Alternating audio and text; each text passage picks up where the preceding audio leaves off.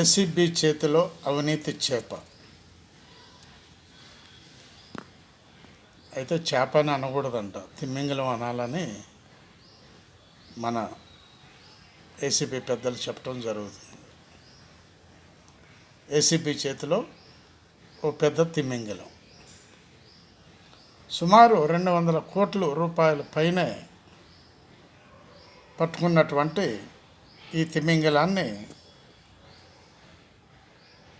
Police డిపార్ట్మెంటే, DSP. అయితే police computer సర్వీసెస్లో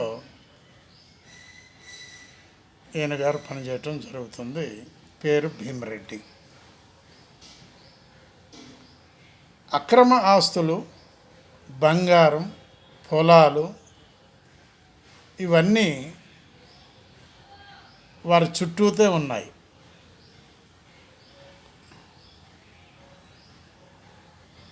మరి ఇన్ని ఆస్తులు ఉన్నటువంటి శ్రీ భీమరెడ్డి గారిని ఏసీబీ తిమింగలం అని అంటుంది.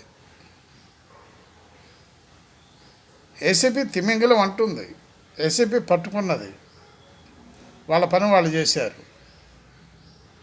మరి ఈయన మళ్ళీ జాబ్లోకి ఎక్కగలడా, ఎక్కలేడా అని కొంతమందికి డౌట్. అయితే నా ఉద్దేశం ప్రకారం, నా పర్సనల్ ఒపీనియన్ ఏంటంటే, వీళ్ళు తిరిగి మళ్ళీ జాబ్లోకి వస్తారు. ఈ ఏసీబీ వాళ్ళు ఎంతమంది అయితే పట్టుకున్నారో వాళ్ళు తిరిగి జాబ్లోకి వస్తారు అని నా యొక్క ఒపీనియన్. ఏ విధంగా వస్తారు అని అంటే, వీళ్ళనేదో ఎంక్వైరీలో పడేస్తారు, అదంటారు ఇదంటారు, జైలు అంటారు, చివరికి ఎంక్వైరీలో పడేస్తారు. ఆ ఎంక్వైరీలో డిపార్ట్మెంటల్ ఎంక్వైరీ అని చెప్పేసి రాసేసి అక్కడ సర్దుబాట్లు చేసుకుంటారు, మళ్ళీ జాబ్లోకి రిటర్న్ అవుతారు. ఎవరో రాజకీయ నాయకులే ఫోన్లు చేస్తుంటారు, మళ్ళీ ఇదే డిఎస్పీగా రావటం జరిగింది. అవసరమైతే ఎస్పీగా కూడా రావచ్చు. ఈ విధంగా ఉంటుంది మన యొక్క భారతదేశ చరిత్ర.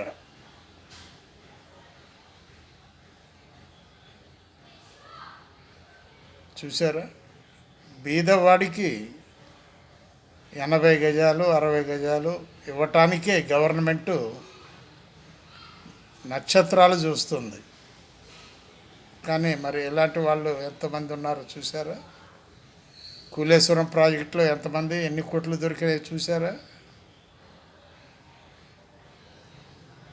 అదేవిధంగా దేవాలయాల్లో ఈవోలుగా పనిచేసేటట్టు వాళ్ళ దగ్గర కూడా దొరికినాయి.